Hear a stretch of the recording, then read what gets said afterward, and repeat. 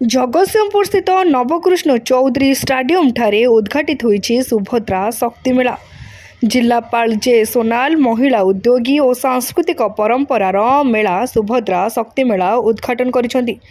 स्वयं सहायक गोष्ठी और उत्पादक गोष्ठी पाई नूतन बजार और व्यवसाय सृष्टि करी अर्थनीति को नूतन गति देवा लक्ष्य आयोजित सुभद्रा शक्ति मेला 30 जिलार प्रतिनिधित्व रही। आमे समस्ते स्वदेशी द्रव्य व्यवहार करने से गुरुत्व देथिले, जहाद्वारा देश आत्मनिर्भर होगा सह आम अर्थनीति सुदृढ़ हो पार।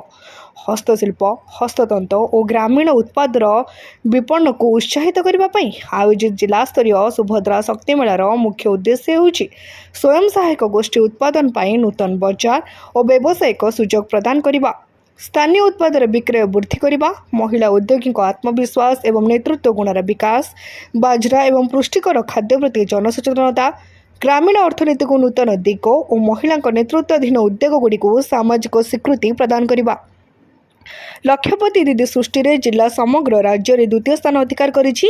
मात्र बाणी क्षेत्र सर्वदा प्रथम स्थान रही है, तेणु सही स्थान में पहुँचवाक सर्वदा चेष्टा जारी रहिबो बोली जिलापाल कहिसेंती।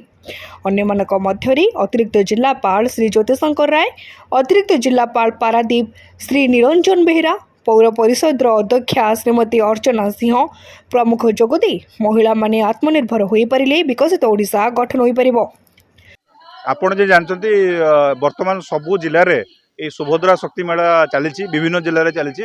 आम जिले में भी आज 8 तारिख जा विभिन्न दिन ये सब सुभद्रा शक्ति मेलार आयोजन करा आउ विभिन्न जिलूर सब जो भल भल प्रोडक्ट आसर माँ मैंने भी आसिक निज स्टल ये रखी। आम जिले में भी बहुत गुड़ा SSG माँ मैंने भी आउ जो मैंने फार्मर प्रोड्यूसर ऑर्गेनाइजेशन से मैंने करी स्टल गुड़ा रखी। बहुत आम देखा से पुरस्कृत होती अगरबत्ती जो धूप कर पुरस्कृत होती एमती जो आम जो प्लाटफर्म टा भाई सेल भी भल हो पार।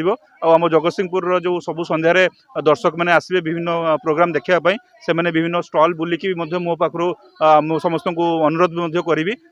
आज सुभद्रा शक्ति मेला उद्घाटन दिवस कराई प्रत्येक जिलार कर आम जिले निश्चय माँ मान सशक्तिकरण करने सहित माँ मान आर्थिक स्थिति सुदृढ़ करने स्वावलंबीशील कराइबा उद्देश्य ए मेलार आयोजन कराई। निश्चित भाव में मेला जो कराई जो SHG माँ मैंने सब विभिन्न एरिया विभिन्न अंचल आसी ग्रुप माने SHG माँ मैंने पकई खाद्य हो पोशाक हो विभिन्न प्रकार नीति जो व्यवहार्य जिनस पकई लोक मैंने आसुँच बहुत संख्यक लोक एठारे बुलिकी सब जिन देखुं। निश्चय भाव आम प्रडक्ट सब बढ़िया जगतसिंहपुर जो पपुलर जिनस ये मिलूँ लोक मैंने निश्चय भाव आग्रह सह किणवे निश्चय SHG माँ मान आज्ञा निश्चय यहाँ गोटे बहुत भल प्लाटफर्म महिला माने लक्ष्यपति दीदी होगापी कहीं माँ मैंने आगुरी किसी करें जो मानकर इनकम आमर मध्यम धरणर रोचे जो मैंने मासक 40-25 हजार रोजगार करूँ ग्राम पंचायत स्तरीय महासंघर विभिन्न प्रकार ऋण जोगाई दि जाए जमती कि बैंक ऋण हो कि महासंघर जो दिया CIF ऋण आमर 1% इंटरेस्ट रे